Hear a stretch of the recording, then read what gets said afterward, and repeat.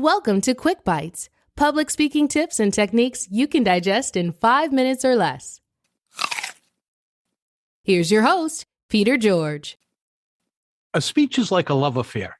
Any fool can start one, but it requires considerable skill to end it.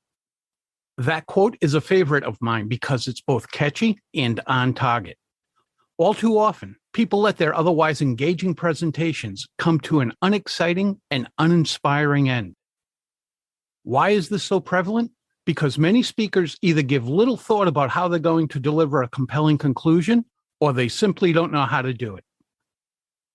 Without a doubt, the conclusion is the most critical part of your talk. When you miss the mark, you undermine everything you did, leaving the audience underwhelmed, confused, or disappointed. But when you nail it, you finish in a way that brings all that you talked about to a fitting and compelling conclusion. It's like an explosion at the end of the fuse that's been burning throughout your talk. Sounds great, doesn't it? But how do you construct a compelling conclusion? You have several options to choose from. One option is a call to action. By the time you get to the end of your presentation, your audience members have listened to quite a bit of information, and they may not realize that they should take action. So you need to direct them to do so by saying something like, do X each morning for the next 14 days, and you'll finally see the results you've been striving to achieve. Or, are you ready to take things to the next level? Then I challenge you to do X. The second option is asking a question. By asking an open-ended question, you move your audience members to answer it for themselves. Examples include, what are you going to do to make this happen? Or, how are you going to take advantage of this opportunity? Or, what's your greatest takeaway from our time together?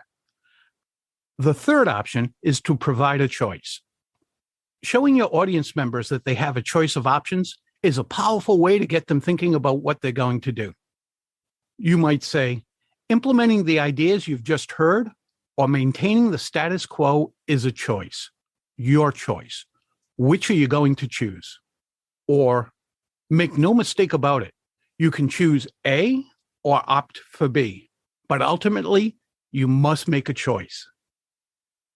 The fourth option is vision. Sometimes we need to help people see what could be, and once they envision it, you help them move forward.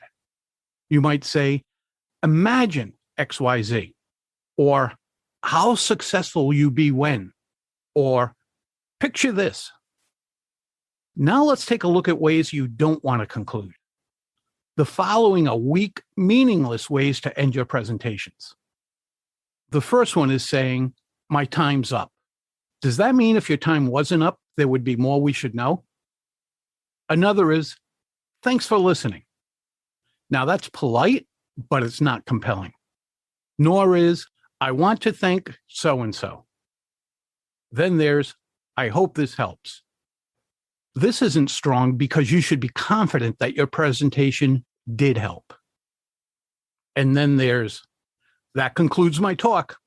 This is as useless as the words, the end, at the end of a movie. Instead, end your presentation with the compelling conclusion you had selected and rehearsed. Once you've delivered it, wait 4 beats and with confidence and modesty say, thank you. Remember, you have a choice. You can let your presentations peter out with insignificant endings, or you can make a difference in the minds and lives of your audiences by delivering compelling conclusions. Which will you choose? Thank you for devouring another episode of QuickBites. Tune in Monday when you'll hear another episode of Public Speaking with Peter George, and again Thursday for your next episode of QuickBites.